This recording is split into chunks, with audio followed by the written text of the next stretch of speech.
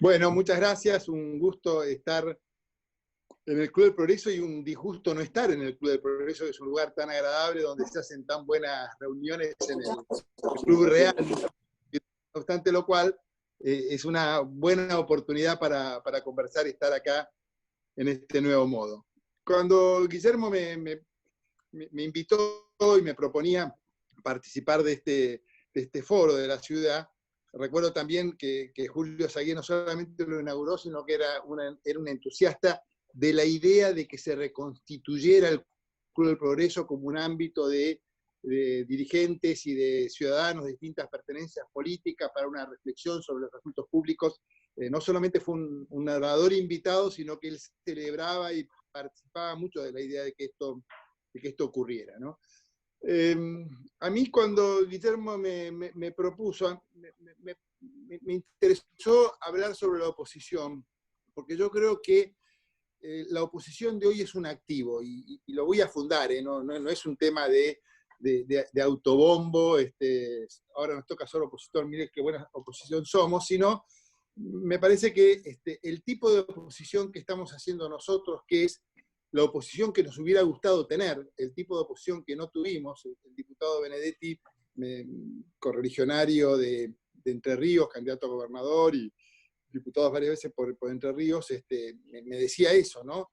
Que somos la oposición que nos hubiera gustado tener. Y me parece que es cierto, una oposición con espíritu constructivo, colaborativo, con disposición al diálogo y sobre todo sin vocación por la obstrucción.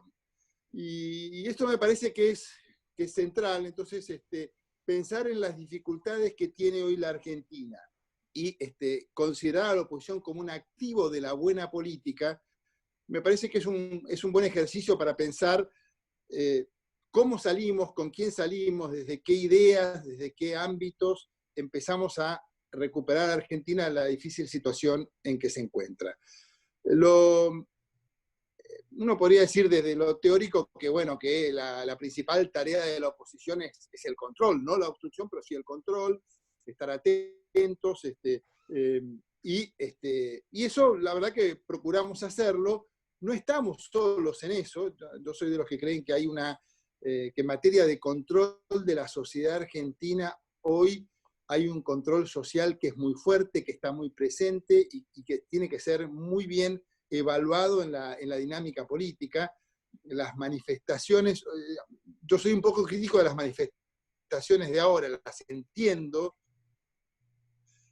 que la gente sale, no es oportuno convocarlas. Me parece que es un momento muy difícil, donde debemos ser más prudentes, pero al margen de los episodios de ahora, de las movilizaciones de ahora, esta es una sociedad que ha dado muestras en muchísimas manifestaciones, movilizaciones, expresiones de todo tipo, de que hay muchas reservas en esta sociedad para ejercer controles. Hay poca eficacia en los controles en términos institucionales, pero la sociedad es una sociedad que en el aspecto de control, digamos que va par y paso con la oposición, y muchas veces la sociedad le impone el ritmo y la tónica a la oposición para que esté más atenta en los controles. Así que yo diría que en el rol control del partido de oposición o de la fuerza de oposición, yo no tengo preocupaciones, creo que puede mejorar, pero creo que estamos, que ahí vamos. Donde sí creo que es el rol principal de una fuerza política como Cambiemos o el radicalismo dentro de la coalición de Cambiemos, es en vernos como oposición que al mismo tiempo es alternativa. Esto es lo que nos da, en términos de las perspectivas del poder inmediato y de cómo funciona el sistema democrático como base de todas las libertades, los derechos, pero la posibilidad de un régimen político que permita las alternancias en el poder. La construcción de la alternativa por parte de la oposición me parece que es un tema básico, un tema fuerza muy importante, y es una tarea en la cual estamos empeñados en trabajarlo, en ponerlo en valor en la agenda política. Y esto es importante porque yo creo que hay una experiencia que la quiero traer a la conversación sin apasionamientos, a los efectos del análisis. Yo creo que ha sido muy malo el comportamiento del peronismo como opositor y lo quiero justificar. yo creo que hay algo en el ADN del peronismo que lo ha hecho pensar que quien gobierna elegido por el pueblo no es legítimo. Creo que los 17 años de proscripción que tuvo el peronismo han marcado a fuego en la cabeza del peronismo cómo se ve como posibles oficialismos, y les pido que recuerden, que hagan memoria en la descripción de episodios de cómo el peronismo ha caracterizado a los que les han ganado. Traigan al gorila de Alfonsín para que vea que el pueblo no cambia de ideas, y el pueblo acababa de cambiar de ideas y acababa de perder una elección popular, el peronismo. Macri no nos ganó la elección, nos lo ganaron los medios consejos, eso no fue una expresión de la voluntad popular. Hay una idea que está en el ADN y que a mi juicio tiene que ver con la experiencia histórica del peronismo, la resistencia, esta idea de que estaban proscriptos, y durante 17 años proscriptos. Por supuesto que quien está proscripto tiene todo el derecho y la legitimidad a pensar de que el que está gobernando no es más que un usurpador, es una persona que está en aquel lugar porque él no puede participar. Y esto me parece que ha funcionado en la cabeza del peronismo de forma tal de que ha sido difícil contar con el peronismo responsable en la oposición. Ha habido momentos en que hay sectores de la conducción del peronismo que han sido responsables, pero han durado muy poquito, lo que da más a pensar que fueron oportunistas, era tal la popularidad del principio de Alfonsín, del principio de la Rúa o del principio de Macri, que siempre había algún peronista que estaba dispuesto a reconocer, bueno, las cosas han cambiado y acompañamos, pero duraba muy poquito. El poder parlamentario del peronismo, los gobernadores en general, siempre se generó un polo de resistencia muy fuerte a las fuerzas opositoras. ¿Y por qué digo esto? Lo tomo como reflexión y ojalá hubiera muchos peronistas con los que poder conversar y seguramente alguno de los que nos están escuchando vendrá del peronismo, será peronista, porque me parece que si no somos capaces de romper esa tensión que existe entre la oposición y el oficialismo en la Argentina, con los parámetros de fuerza con que se desarrolla habitualmente, no vamos a poder romper desde la política la tensión principal, que a mi juicio es la razón de la decadencia, que es la incapacidad de la política de resolver desde la política un desafío que desde la economía no hemos podido resolver, que es la brecha enorme que hay entre las aspiraciones de nuestro pueblo en función de la memoria colectiva o la imagen, tal vez a veces no tan real, de tiempos pasados mejores, entre esa imagen, esa expectativa y las posibilidades reales que le da la estructura productiva argentina. Esa brecha entre la expectativa popular de ingresos de nivel de vida y las capacidades del sistema productivo argentino, alimentadas esa brecha, esa diferencia, por una oposición que exalta esas demandas al margen de las capacidades para generar procesos productivos que las satisfagan, ha generado una dificultad enorme del sistema político para resolver los problemas de nuestro país. Entonces, esta situación me hace pensar que pensar en una oposición como activo del sistema político argentino, me hace pensar desde un dirigente de la oposición en el papel que hoy tenemos que jugar. Y este papel se agranda enormemente por la debilidad de la situación en que estamos. Uno podría decir, y esto lo estamos viendo, les comento a los que seguramente no seguirán los debates parlamentarios o las reuniones de comisión o el debate político en general,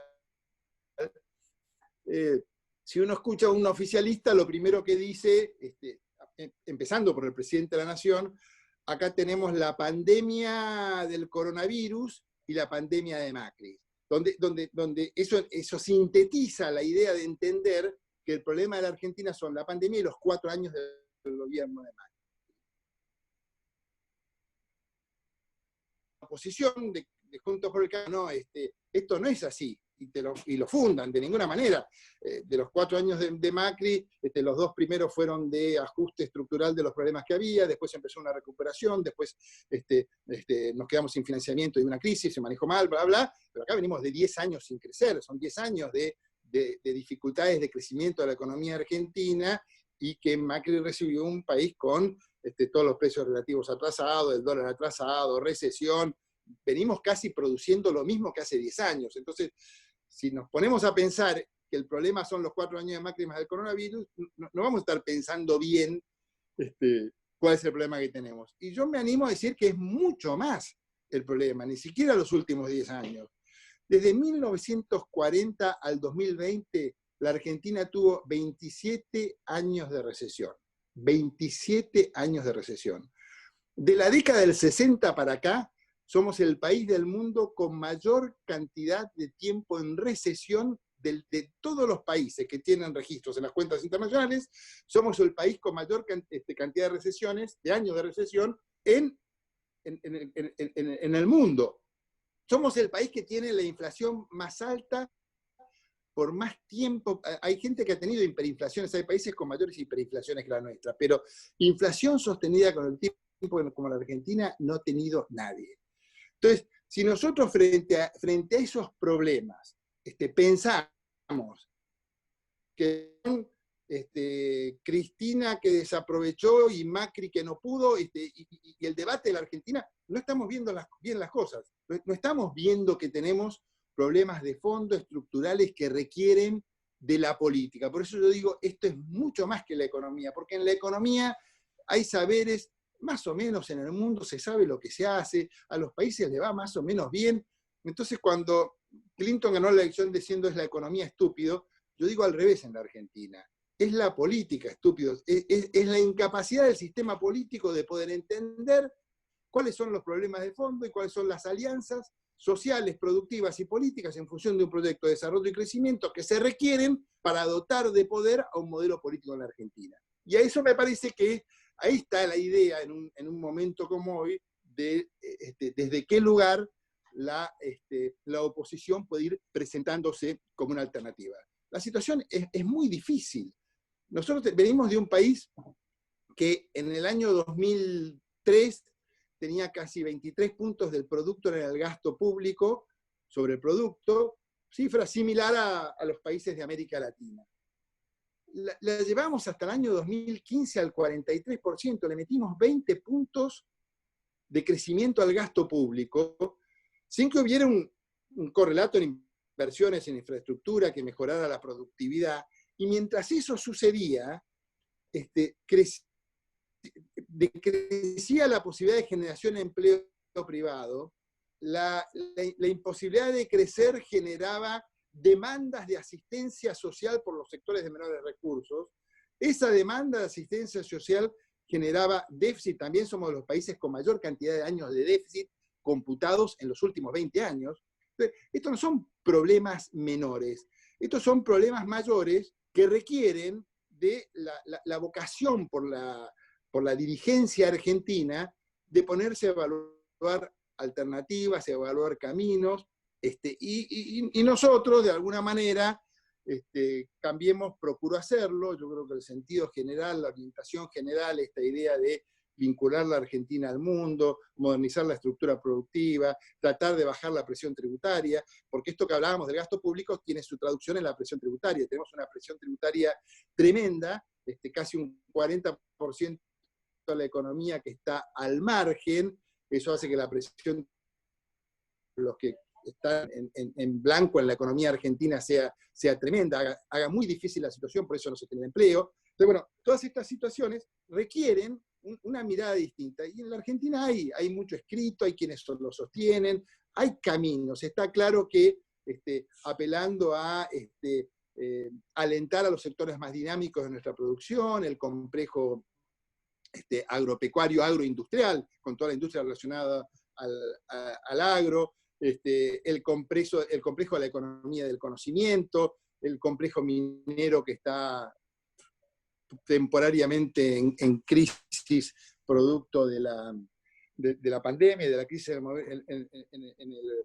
en la situación internacional, son lugares más políticas activas sobre aquellos sectores que generan alto empleo, pero que no son tan competitivos, que puedan ser sostenidos de alguna manera racionalmente. Existen muchos criterios para sacar adelante. Ahora, eso requiere acuerdos políticos, requiere alianzas entre los sectores políticos, no alianzas de juntémonos todos en la Unión Nacional, sino que desde distintas perspectivas seamos capaces de sentarlos los sectores productivos y crear una gran alianza política y social que le dé sustento a un camino de progreso y desarrollo en la Argentina. Yo creo que estamos con muchas posibilidades de que eso suceda. Lo más importante para que eso suceda es que no se perturbe la casa. Y yo creo que el problema central que tiene la política argentina es que hay una gran perturbación en la casa. Yo suelo citar en estos días, no un libro, pero el título de un libro que en realidad era una obra de teatro que leí de muy joven, que se llamaba Heredarás el viento. Se trataba de un par de profesores que en una universidad de Massachusetts enseñaban la teoría de la evolución de Darwin, y bueno, y fueron condenados y juzgados porque eso atentaba con la idea del orden superior divino, y bueno, juicios. Está basado en una experiencia real, pero el título del libro es un pasaje bíblico que dice, aquel que altere su casa heredará el viento. Y yo creo que el gobierno está alterando la casa. Yo creo que hay una actitud del gobierno que dificulta las relaciones políticas. Y la alteración de la casa que está proponiendo el gobierno es la búsqueda de impunidad de Cristina Kirchner y los actos de corrupción del kirchnerismo. Me parece que eso es una condición que se le pone a la sociedad argentina, que la sociedad argentina debe saltear. Yo hago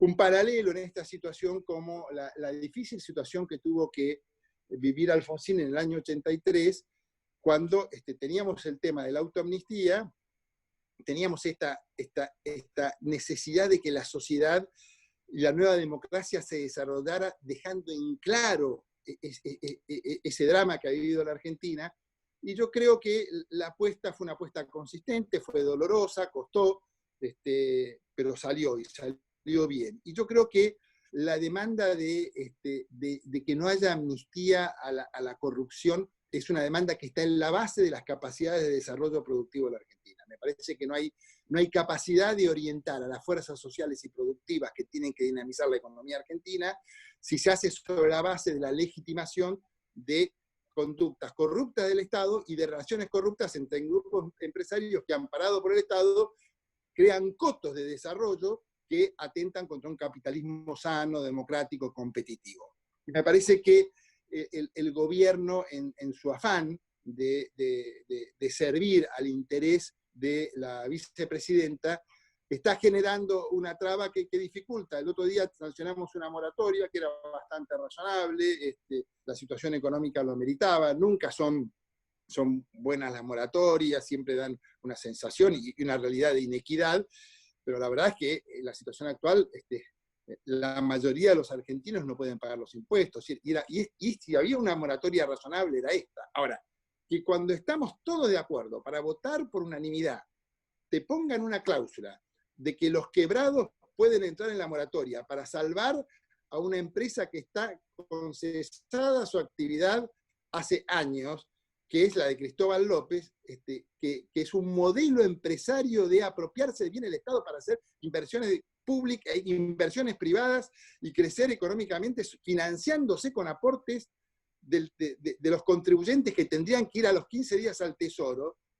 Son señales espantosas, horribles, son señales que impiden que haya un trabajo conjunto entre el oficialismo y la oposición. Entonces,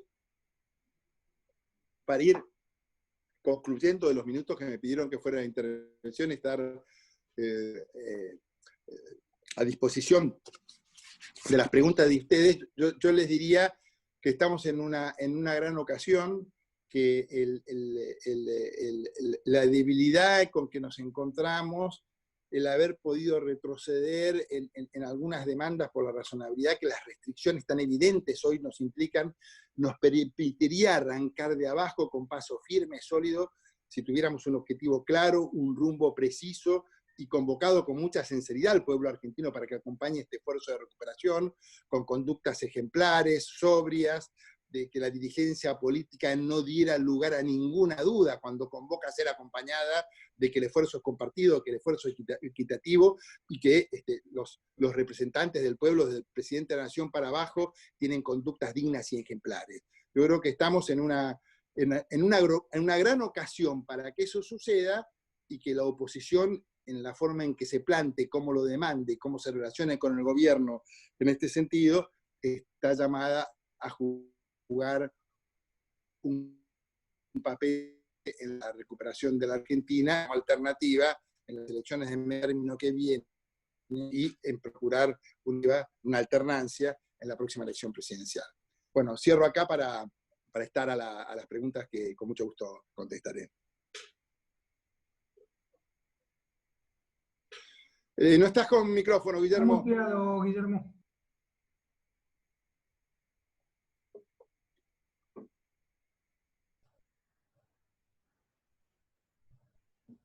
No, Guille, estás muteado todavía.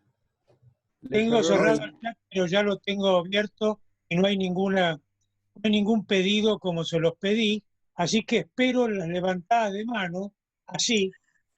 Yo quisiera, si es posible, tener uso del micrófono. Dale, diré el barrulé.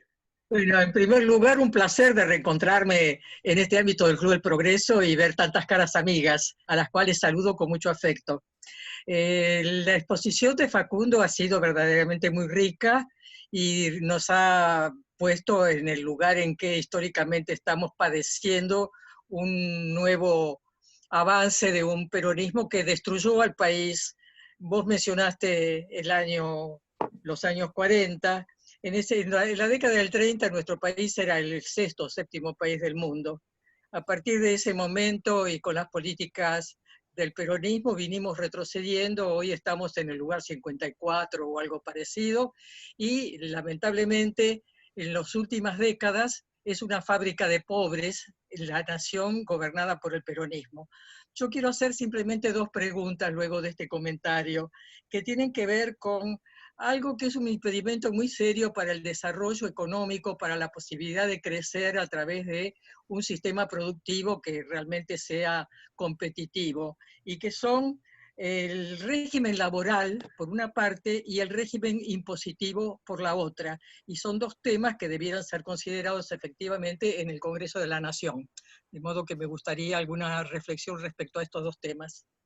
Casi nada. Bueno, sí. Preguntita fácil. Te invitamos a una exposición para esos dos temas. No, a ver, con el tema laboral,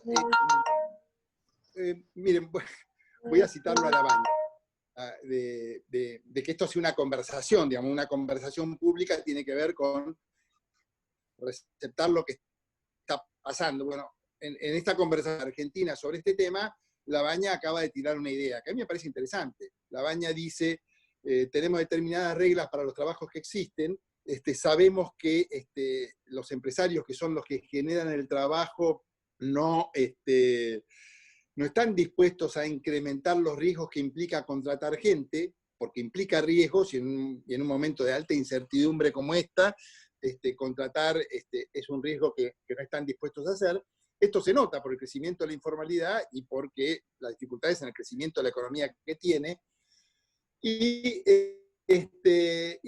Labaña dice, bueno, unas cosas son los que están trabajando y otras cosas los que se incorporen. Hagamos un régimen más flexible, utiliza la palabra flexible. Está bien, porque nosotros le tememos a las palabras que son herramientas para trabajar. Si hay algo que ajustar, hay que ajustarlo. No, acá de ajuste no se puede hablar. Bueno, todo lo que está desajustado hay que ajustarlo. Y ajustar no quiere decir, cuando uno ajusta el motor, ajusta la bicicleta o ajusta el tornillo de algo, no lo está rompiendo, no le está haciendo perder nada a nadie, lo está componiendo para que funcione. Entonces, desregular alguna cosa y ajustar otra, son necesidades que requieren que a las palabras le demos contenido, que dejemos de asustarnos entre nosotros y que no estamos ni comiéndonos a los chicos crudos, ni estamos propiciando despidos masivos, sino que al contrario estamos pensando en cómo se genera más empleo en un diálogo donde seamos capaces de reconocer el derecho intuitivo del trabajo a los trabajadores de toda la vida, que es un progreso que hay que sostener, pero también reconocer como actores principales en ese diálogo a quienes son los que generan el empleo, que son los empresarios, que tienen que estar a la hora de las conversaciones. Esto que pasó con el teletrabajo, que se votó una norma de carácter general, pensando en la lógica de cómo trabajan los antes, sin considerar la opinión de los empresarios, que son los que están generando el empleo ahora. Paso el aviso para decir que nosotros, justo para el cambio, los artículos conflictivos los votamos en contra en general, y como en el Senado se votó más claramente en contra de todo el proyecto en general. Entonces a mí me parece que tenemos que ir a eso. Nosotros en el radicalismo, se acaba de afiliar hace poco al radicalismo, en una muestra de gran vitalidad nuestro partido, Levi Yeyati, que tiene mucho escrito y trabajado sobre las nuevas laborales, las nuevas relaciones laborales en las nuevas formas de producción en la Argentina. Eduardo tiene mucho escrito, tiene mucho trabajado sobre eso.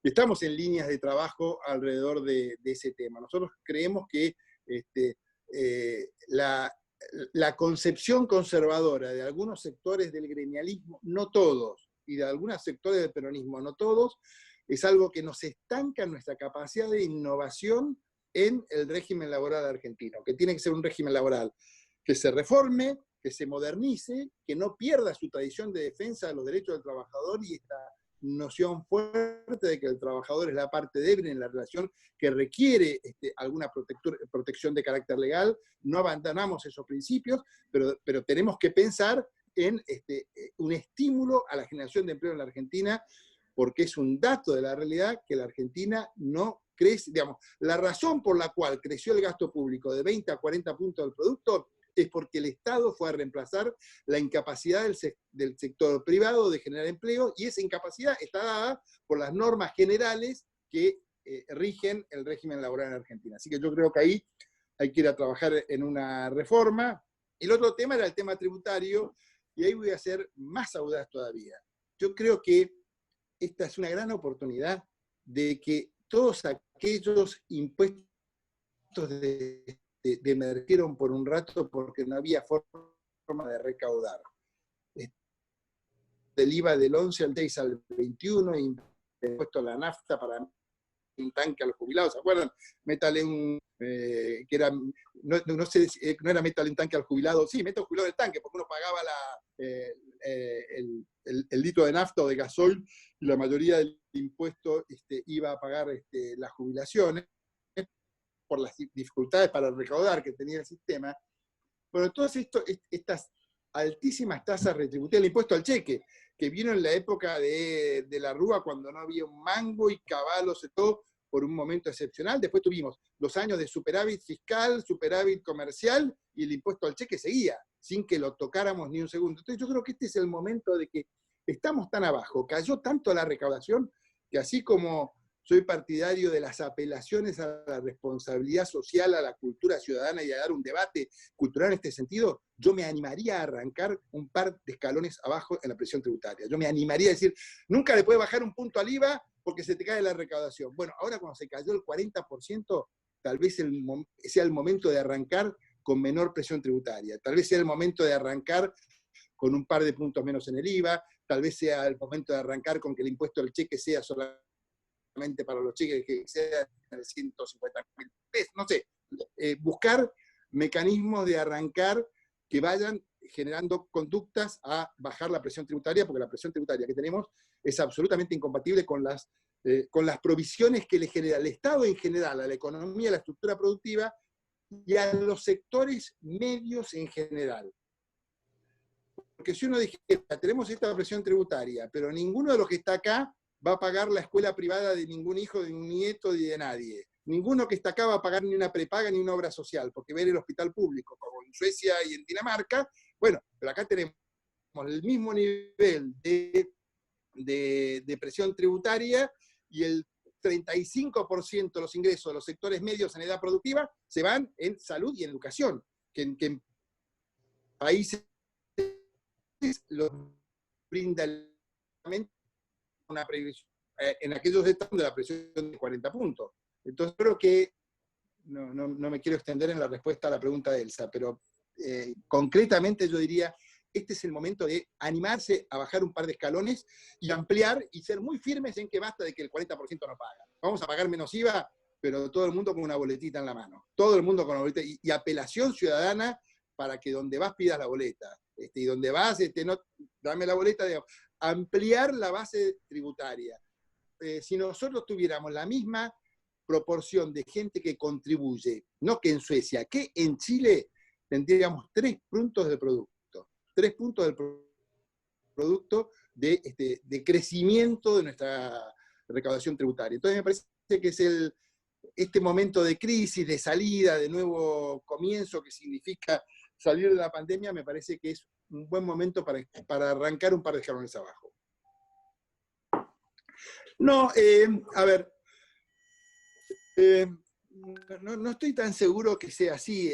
El PRO tiene en su constitución una importante cantidad de dirigentes del peronismo, muchos dirigentes que vienen del peronismo que han participado. Yo sinceramente eso no lo veo como un problema. Yo diría que, y esto lo quiero decir bien públicamente acá porque hay en el radicalismo, en algunos sectores del radicalismo, siempre media sectores minoritarios pero muy fuertes en su capacidad de expresarse algunas veces, alguna crítica a la relación con el PRO, que perdimos identidad. Yo creo que al PRO, para ponerlo en términos borgianos, nos unió, no nos unió el amor, nos unió el espanto, nos unió la necesidad de generar una valla de contención al kirchnerismo. Veníamos de una elección presidencial donde habíamos perdido por 30 puntos, 37 puntos. La diferencia entre el que había ganado y el segundo era tremenda.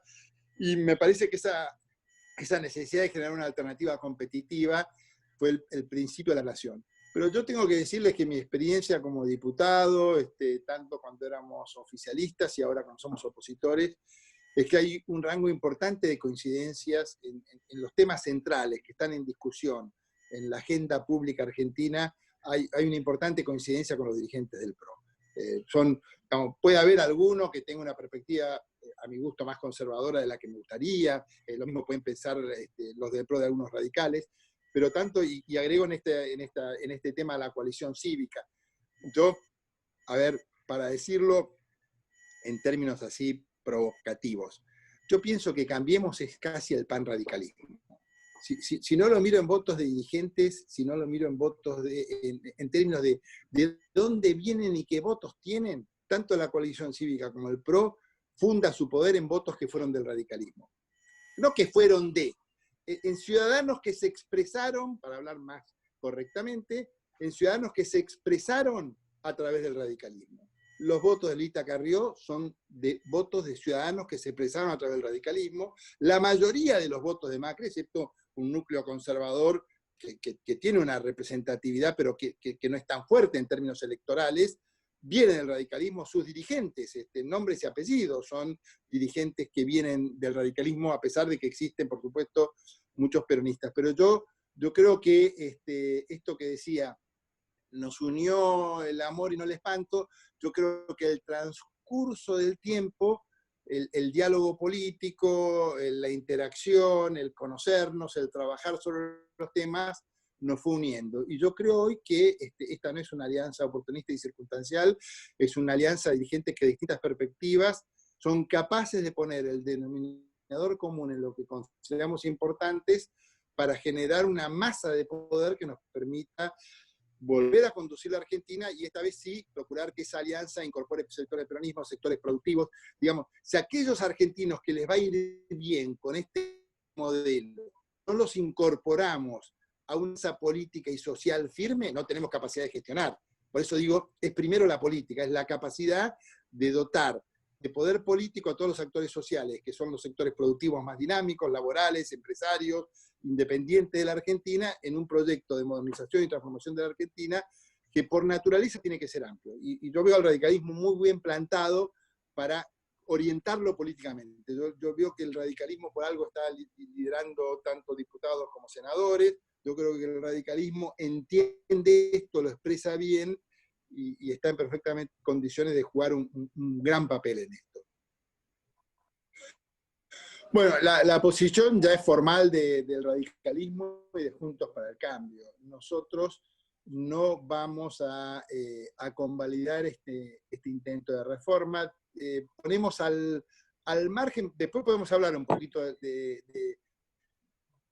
la reforma, que la reforma en sí nos parece mala, nos parece contradictoria, no es que estemos frente a una gran reforma que es inoportuna, la reforma nos parece mala, pero nos negamos a conceder el debate en este actual momento porque lo consideramos inoportuno, porque tenemos una desconfianza absoluta en función de las señales que ha dado el gobierno,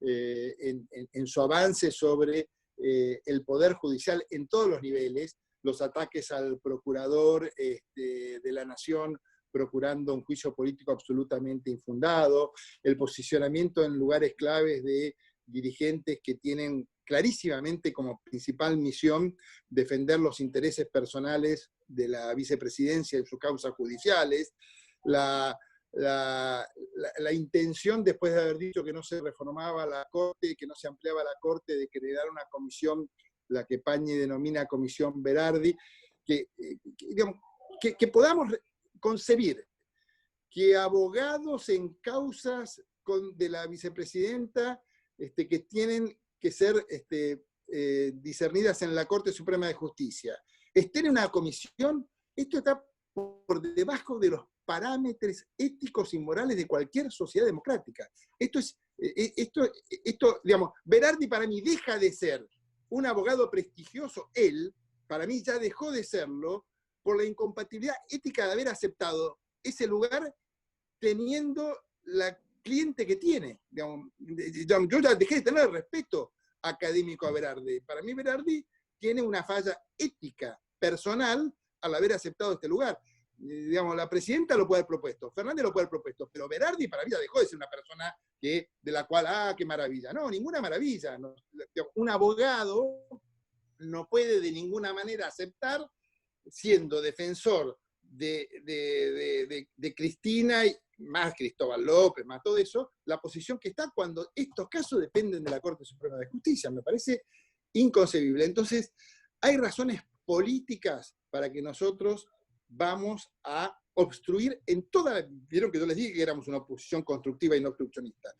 A esto lo vamos a obstruir con todos los recursos de que dispongamos, vamos a hacer el debate, y que nos digan vagos, que nos digan que no queremos trabajar, vamos a explicar que no somos vagos, que queremos trabajar, y que tenemos disposiciones para trabajar, ir al Congreso a tratar todas las leyes que el gobierno necesite, y a tratarlas, pero no aquellas, de ninguna manera vamos a facilitar que se avance esto, y no es un tema de persecución ni de rencores, es un tema, como les dije, de la base moral con que se reconstruye la Argentina. Nosotros el proyecto de garantizar la impunidad no lo podemos tolerar, no lo podemos acompañar, esto no es especulación electoral, esto es entender desde dónde se construye la Argentina que queremos. Así que, y con relación al proyecto en sí, nos parece contradictorio, digamos, inoportuno. El último argumento debiera ser el del dinero, pero en este momento de la Argentina, cuando cayó la recaudación como cayó, cuando estamos como Estado, duplicar la cantidad de juzgados federales de Comodoro Pi, hacerlo de la forma en que lo están planteando, 4.000 millones de pesos por año, dejar en la reforma de que no quede claro si la justicia que pasa a la ciudad viene con recursos o sin recursos. Tenemos un sistema que en lo personal yo estoy totalmente de acuerdo, de ir cambiando el régimen penal a un régimen acusatorio, donde el Ministerio Público Fiscal sea el actor principal. Y ese es el régimen que tiene mayor consenso. Y estamos ampliando los jueces en mayor número que los fiscales. Es absolutamente inconsistente. Me parece que todas estas contradicciones demuestran una sola cosa, que acá no hay intención de que la reforma esta avance en generar condiciones de seguridad frente a la inseguridad, que los delincuentes tengan una justicia más eficaz para sancionarlos, y que el delito pandemia, la justicia, una herramienta acá. en toda esta reforma no hay nada que apunte a eso. Digamos, todo lo que hay en la reforma apunta a mejorar la situación procesal o a la expectativa de mejora, y sobre todo el manejo político de las subrogancias que se ponen para la justicia federal, dándole, en vez de la Cámara Federal del mismo juego, la proposición de los jueces a la Cámara Ordinaria Penal de la Ciudad de Buenos Aires, donde tiene mayor preeminencia. Esto está clarísimamente demostrando que están con ganas de meterse 40 jueces, los que les guste más beneficiados para el gobierno, lo cual me parece malo desde todo punto de vista. Quiero concretar la pregunta porque podría dar para otra, y seguramente si lo invitan a Tonelli, ya Tonelli les habrá dicho, les habrá dado con mayor consistencia y solvencia hablado de este tema. Pero por razones políticas, de oportunidad, y por razones de contenidos, nosotros vamos a rechazar el tratamiento, como dijo Mario Negri, lo más prudente para que no alteren la casa, para que podamos trabajar todos juntos en solucionar los problemas argentinos, sería que retiren esto. Y en todo caso, si quieren mejorar la justicia, que cuando el Consejo de la Magistratura tiene un juez corrupto para juzgar, no lo perdonen, sino que lo sancionen. Eso sería una buena señal para la justicia, para que mejorara sin tener que hacer un juzgado nuevo, ni uno solo. Yo creo que la idea del Consejo de la Magistratura es una buena idea, muy mal receptada en la ley. Ahí lo veo a Guillermo Moreno, cuando nosotros adaptamos, yo fui el miembro informante en la reforma, en la ley 7 del Poder Judicial, yo era presidente de la Comisión de Justicia de la Legislatura de la Ciudad de Buenos Aires, y nosotros hicimos un Consejo de la Magistratura muy chiquito, muy acotado, con menos miembros, y donde el espacio de la política era menor, entre de los partidos políticos, y el peso relativo de los representantes de los profesionales y los representantes de la magistratura era mayor. Era más chico, y me parece que funciona más equilibrado. A mí la idea de que los jueces estén sometidos a un concurso que sea evaluado por representantes del Consejo de la Magistratura, de los distintos aspectos de la política, a mí me parece que eso es bueno, que está muy mal implementado, y de hecho ha sido muy ineficiente porque no ha producido la cantidad de coberturas de vacantes, ha demorado mucho los procesos,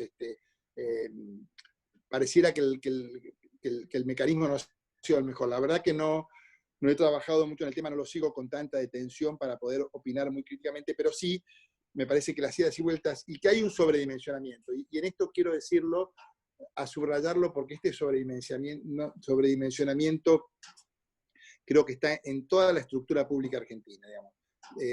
Si uno ve cuando ya uno es un poco más grande y no peina canas, sino que aparte hasta tiene muchas canas en la barba, tiene la posibilidad de establecer parámetros. Y la verdad que si uno imagina el volumen de la administración en el año 83 y el progresivo aumento de... yo soy el que hizo el primer defensor del pueblo en la Ciudad de Buenos Aires. Se llamaba el Controlador General Comunal. Era una institución chiquita que tenía un presupuesto acotado y que tenía como objeto determinado y tenía una relación con la legislatura. Ahora hay 4 defensores del pueblo, el monto que tiene de funcionamiento, 1000 funcionarios, el Consejo de la Magistratura es una cosa equivalente, en la ciudad, en la nación. Yo creo que al margen de todo eso hay un sobredimensionamiento que atenta contra la eficacia de estos institutos y que crea núcleos de gente que dependen y que funcionan alrededor de estos institutos, que están más preservados por el funcionamiento del instituto y su propia expansión que por cumplir las tareas que la Constitución le impone a estos institutos. Yo creo que ha faltado y falta sobriedad, digamos, yo creo que es un deber de la política ser austeros y sobrios en las estructuras administrativas. Y creo que en estas organizaciones que la Constitución nueva, tanto en la ciudad como en la nación, impusieron a los nuevos órganos, digamos, está bien que porque se amplíen los derechos, pero no puede haber por cada derecho ampliado una institución y que esa institución sea gigantesca. No hay con qué darle a una sociedad que organiza su estructura burocrática de esa manera. Sí, me parece, digamos, yo no diría rebajarse los sueldos por los niveles actuales, los va a rebajar la inflación y los va a pulverizar, pero al margen de eso, yo creo que en este momento de crisis, donde existe, no solamente creo, tengo presentado un proyecto de ley que no logro que se sientan escuchados. El otro día fue el jefe de gabinete, se lo dije, le hice mención a esto, y ni siquiera me contestó la pregunta. Digamos, no me contestó. Lo que nosotros tenemos propuesto con varios diputados, y en el Senado también hay una propuesta de diputados del radicalismo y del PRO, de Juntos por el Cambio en este mismo sentido, es que en un momento como este, quienes ganan de 100.000 pesos para arriba, que son 3 veces el salario mínimo de la economía y el doble del salario promedio de la administración pública, quienes ganan de 100.000 para arriba de 100.000 para arriba hasta 150, deberían tener una reducción del 5%. Quienes ganan de 150 hasta 250, creo que es, tendrían que tener una reducción del 10%. Y quienes ganen arriba de 250.000 pesos debieran tener una reducción del 20%. Estamos hablando siempre de todos los poderes, legislativo, judicial, administrativo central, provincial, entes autárquicos, directores de banco, directores de Puerto Madero, corporación de todos los órganos autárquicos de la administración.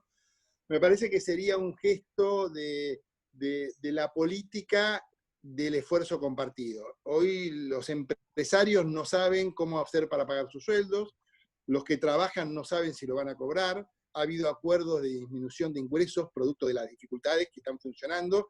Me parece que es un acto de insensibilidad y de falta de empatía de la política con el esfuerzo del pueblo argentino no haber hecho esto tremendo. Lo dije en el Congreso, donde me preguntan en público y en privado lo digo, y aunque parezca mentira lo digo, y no impresiona a nadie. Siguen como si... y eso, con varios diputados estamos planteando impulsarlo muy seriamente, porque la verdad que tiene que haber, digamos, la política no se empodera si no tiene gestos frente a la sociedad. Y para hacer lo que la sociedad, para dotar de fuerza al cambio que se requiere legitimidad. Hasta permítanme un argumento que tiene que ver con la vocación por la construcción política, ni siquiera no tenemos credibilidad si no tenemos empatía. Y este es un paso que necesariamente tenemos que dar. A mí la excusa de que el sueldo lo va a bajar la inflación, a todo el mundo le va a bajar la inflación el sueldo. No nos hace una diferencia. Y otra cosita más, los magistrados, el tema del impuesto a las ganancias. No hablemos de los magistrados, los funcionarios del Poder Judicial, digamos, son las cosas que de a una hay que tomar una por una, meterlas en la agenda y trabajarlas. El principio de equidad, de cuántos contribuyen, me parece que es básico. El principio de igualdad ante la ley en materia tributaria es un principio que no se está respetando. Los medios en la Argentina, en todo caso, no son el problema. Yo me acuerdo que cuando una vez Mañeto, tuve la oportunidad de tener una conversación con él, y en el momento que estaba más agredido Clarín por el kirchnerismo, que los perseguía y ellos buscaban solidaridad y bla, bla, y bueno, nosotros fuimos solidarios porque cualquier avance a un medio de prensa nos parece grave, pero me acuerdo que le dije a Mañeto, mirá, nosotros te vamos a acompañar, no a vos, sino a la libertad de prensa. Ahora, nos hubiera gustado que cuando vos eras asociado a Kirchner, hubieras hecho algún editorial diciendo que no hay país del mundo donde el gobierno se come 5 gobernadores de mi propio partido.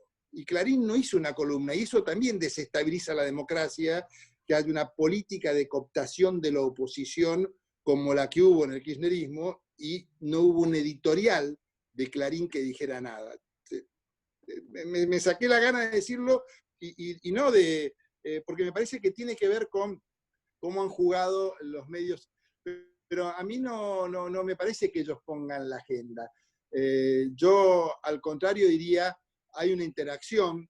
Hablando de la corrupción, por ejemplo, muchas veces son los medios los que sacan un tema, los fiscales no actúan, y tenemos a Margarita Stolbizer, tenemos a Lilita Carrió, tenemos a Paulo Oliveto. Muchas veces se da cuenta de un tema, pero hay una interacción, y los fiscales no actúan, y son los políticos los que salen a denunciar lo que los oficios, lo que los fiscales debieran hacer de oficio. Entonces, a mí que los medios hagan su juego no me preocupa, no me gusta. Yo preferiría medios más equilibrados. Me parece que medios que dieran más espacio a...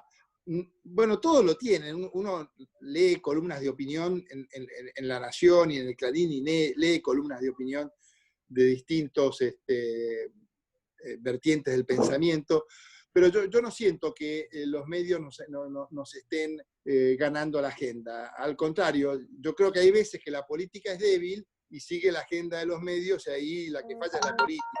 Pero no le atribuyo a los medios, en todo caso, a políticos flojos, que lo único que les interesa es seguir a los medios. Esto ha pasado, va a pasar, y estamos los políticos un poquito más duros que tratamos de que eso no suceda, pero no lo veo un peligro, digamos, en todo caso, ¿no?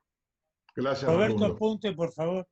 Roberto. Y te agradezco el comentario, Eduardo. Te agradezco el comentario vinculado al tema de Cartañá. Y de paso, y otra cosa, cuando uno llama a controlar, pone un socialista, no uno del propio partido. Sí, esa es una buena propuesta. Nosotros hemos hecho algunas veces algo parecido, nunca tan formal como corresponde. Digamos. Una cosa es que los partidos políticos tengan equipo de trabajo sobre los temas, y otra cosa es la idea del gabinete en la sombra, donde las fuerzas políticas tienen un ámbito donde se discuten las políticas públicas y tienen una estrategia de difusión de sus propuestas vinculadas a esos temas. Nosotros lo estamos no evaluando, lo estamos trabajando. El radicalismo tiene una fundación que está relacionada con la conducción partidaria, que es la Fundación ALEM, donde se han ido armando distintos equipos de trabajo que ya están constituidos, algunos en interconexión con otras fundaciones. Por ejemplo, en tema de energía, la Fundación ALEM tiene una interconexión permanente con la Fundación Mosconi. Sé que fue disertante de ustedes Jorge La Peña hace unos días.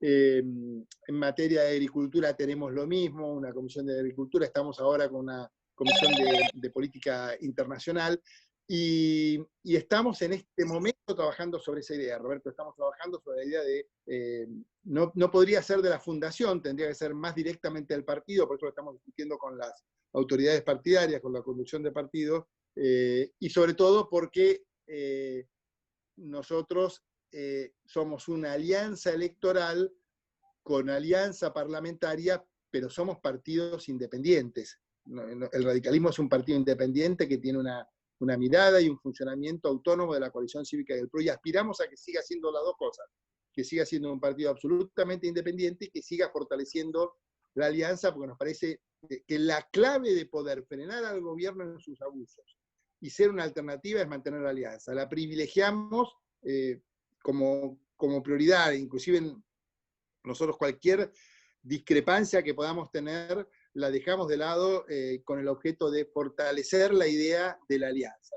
Pero esta idea, desde el radicalismo, por lo menos como algo propio, sin perjuicio de la buena cordialidad con los otros miembros de la alianza, estamos trabajando en la idea de armar un gabinete en las sombras que nos permita armar equipos y tener referencia en los temas, y seguramente si lo hacemos, el PRO hará algo parecido, y procuremos en los gabinetes en las sombras hacer gabinetes comunes. Seguramente iremos en ese camino. Sí, en realidad la idea fue siempre que en la emergencia se trabajara sobre temas acordados. No acordado el resultado, sino el tipo de temas que tratábamos. Digamos. Uno no acuerda que solamente sale lo que salga por unanimidad. Sale aquello que entendemos que, habiendo distintas perspectivas, nosotros reconocemos el derecho de que ganó una elección y tiene más votos, que nos gane una elección. No hacemos un problema de ir con eso. El tema de ir o no ir lo hacemos con temas que son muy delicados, que requieren un debate más prolongado y no pueden ser producto de una atropellada como esto de la reforma judicial. Entonces, ahí sí es donde nosotros decimos no. De hecho, en la Cámara de Diputados, senadores prolongó, pero la Cámara de Diputados ya terminó el protocolo. Hoy la Cámara de Diputados no tiene protocolo para funcionar. Hoy, y lo que sí nosotros generamos como precedente, es que el protocolo para hacer funcionar a la Cámara requiere 2/3, con lo cual nosotros tenemos la llave, y en este momento estamos negociando precisamente que vamos a volver a funcionar en forma virtual solamente bajo temarios acordados, y el tema de la reforma judicial no va, y también con algunos resguardos de que no pasen amnistías en moratorias. Una cosa es una moratoria, como dijimos, y otra cosa es una amnistía para delitos, como fue de carácter excepcional y sin precedentes, porque la moratoria alcanzó a empresas quebradas con activos liquidados y sin actividad, que jamás una moratoria había permitido ese tipo que de ese tipo de empresas se acogieran a. Entonces, moratoria sí, amnistía no. Entonces, como ya vimos que en un par de leyes, lo mismo pasó en el presupuesto, con una ley general que es necesaria, viene a último momento un artículo en el cual te generan una ley que no estaba acordada prácticamente. Bueno, nosotros estamos ajustando este protocolo para garantizar los controles. No vamos a obstruir el funcionamiento del Congreso en los temas necesarios para la producción legislativa, pero todo lo que sea reformas estructurales, más de fondo, etcétera, solamente con un régimen presencial y con un Congreso funcionando plenamente sin las restricciones que la función virtual tiene. En eso tenemos posición tomada. Ayer hubo reunión de bloque. Es absolutamente firme la posición del interbloque, la coalición cívica y el PRO. Estamos todos totalmente de acuerdo con eso. Aunque nos acusen de obstruccionistas, si no hay de acuerdo, no hay sesión, no damos los 2/3 para cambiar el protocolo. Y en este momento el Congreso no está en condiciones de funcionar porque el protocolo está agotado.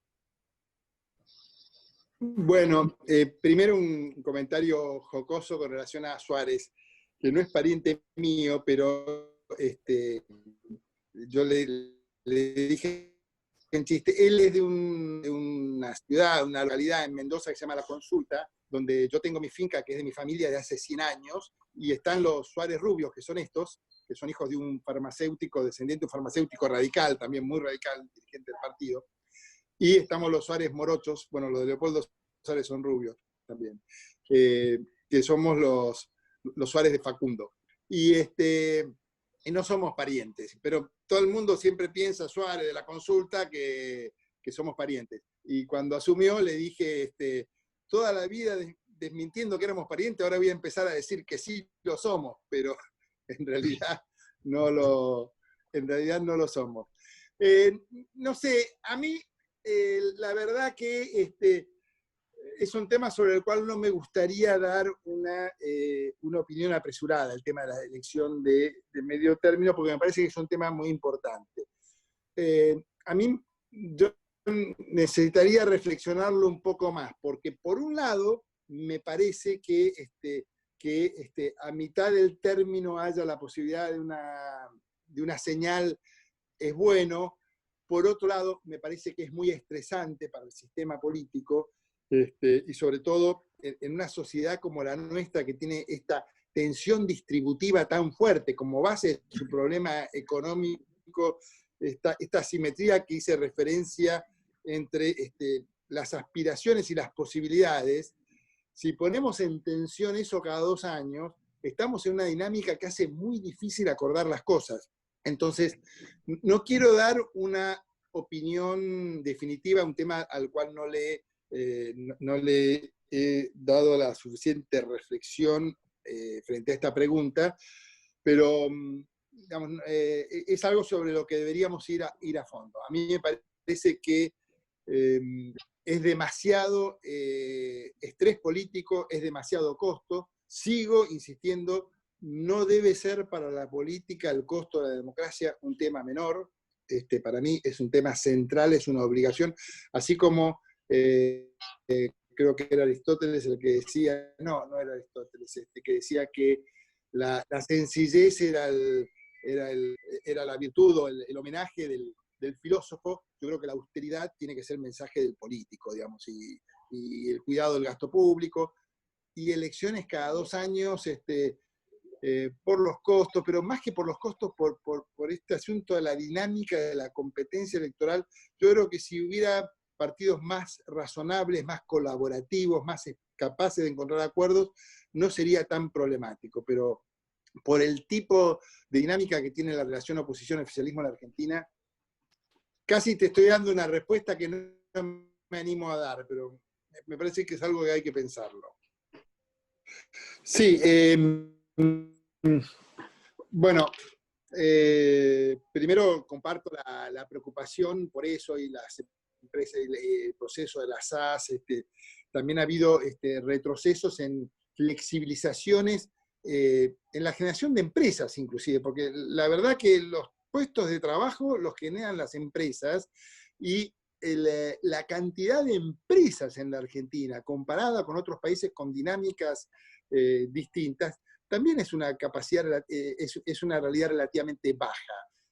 Alentar la formación de empresas, me parece que es simplificarlas, en la línea de lo que se venía haciendo, me parece que fue una buena cosa de la gestión del presidente Macri, que lamentablemente se han dado retrocesos inexplicables, y sobre todo porque sobre todo el tema de las SAS, donde había mucha participación de gente joven, entusiasta, que se animaba a hacer cosas, donde el mensaje de retroceso es enorme, la verdad que muy mala señal. Así que en esa línea estoy totalmente de acuerdo.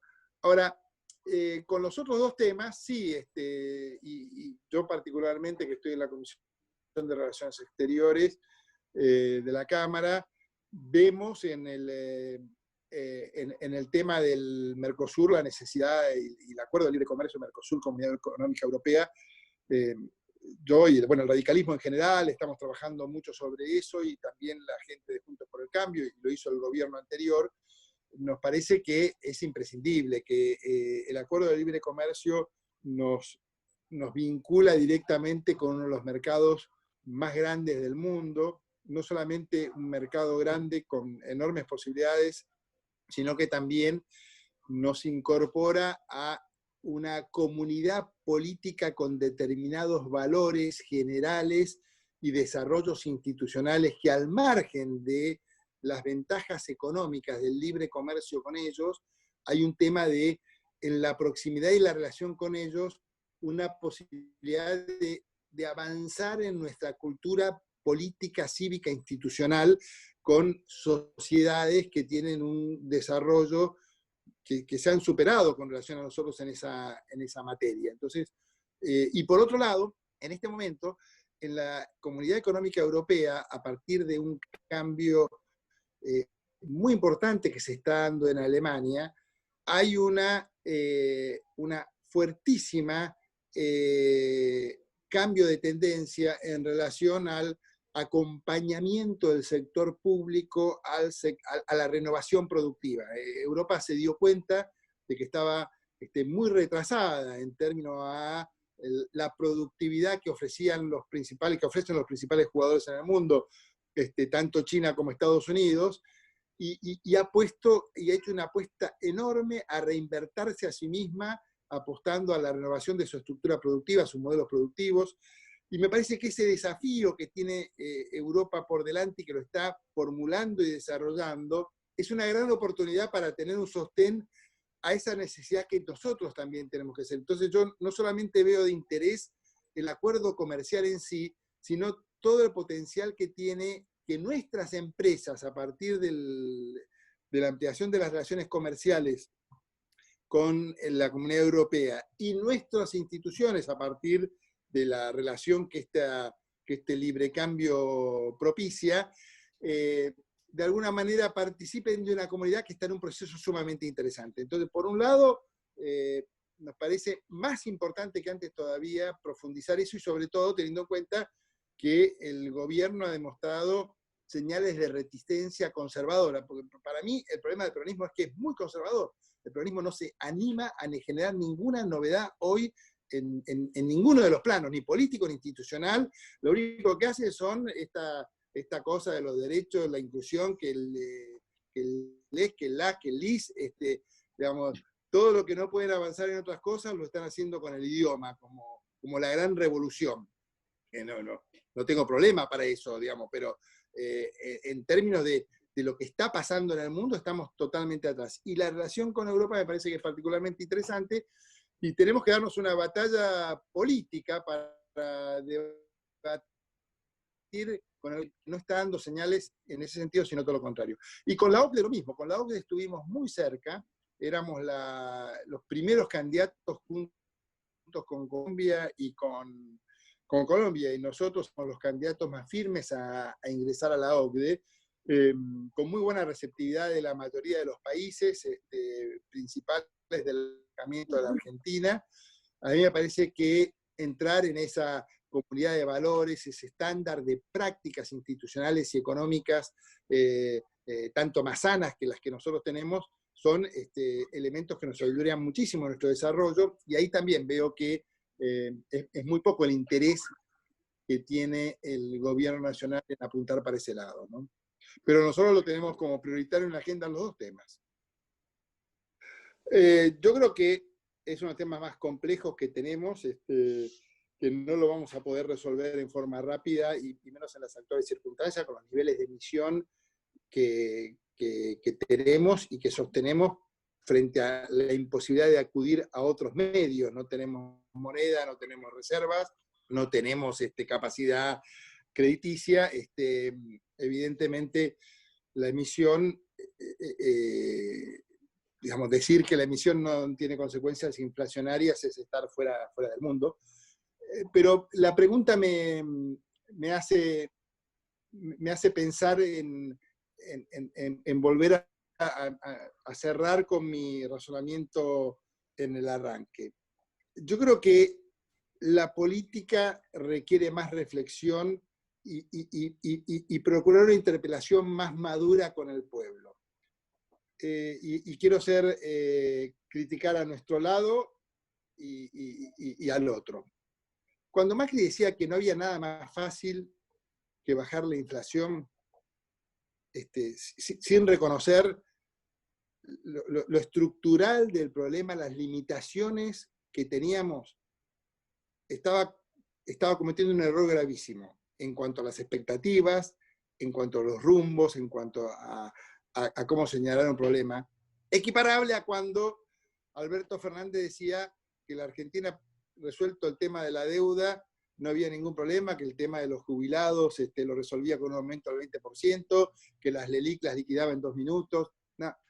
Digamos, esta tensión irresponsable en los polos que compiten es algo que dificulta. Por eso yo digo, más que la economía es la política, es que no se puede hacer campaña macaneando.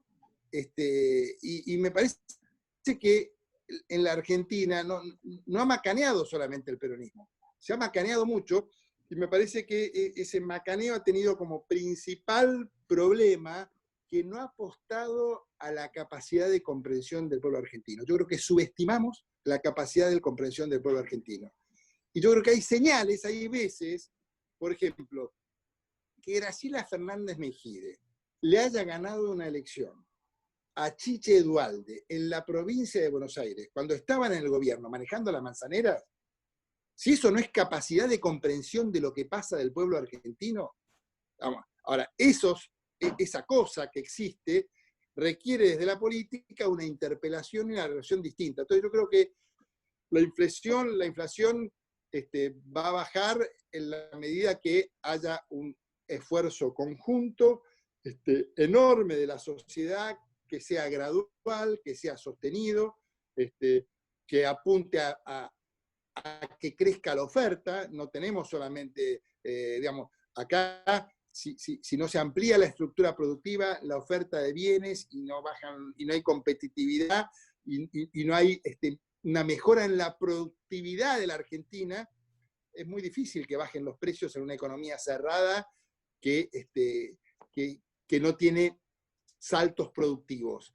A mí me parece que la apuesta es a la productividad, la apuesta es al crecimiento, la apuesta es a generar condiciones para la inversión y a una reducción que esté en el límite de lo que se pueda, porque también la política ultraortodoxa de ir a fondo y resolver el problema termina con un gobierno volteado a los 2 minutos. Si uno lo formula y no tiene el sostén, dura 10 minutos. Ha pasado en la Argentina programas razonables, consistentes, que demoraron 2 meses. Si el programa no es sostenible en términos, lo que no hay que pensar que para que sea sostenible tiene que ser populista, demagógico y macroeconómicamente, eso es pensar que no hay capacidad de convencer al pueblo argentino y de armar una alianza que lo soporte. Y yo creo que esto es posible, pero no tengo la receta exacta desde la economía, pero sí tengo una idea clara desde la política, qué es lo que se requiere para que pueda haber una política antiinflacionaria, progresiva, gradual y consistente, que en un mediano plazo nos vaya llevando a niveles de inflación cada vez más compatibles con el escenario internacional, como ha hecho todo el mundo, ¿no? Nadie bajó la inflación de un día para el otro. Los que se propusieron trabajar hicieron periodo, y yo creo que nosotros nos apagamos con las expectativas en el gobierno de Cambiemos con relación a ese tema.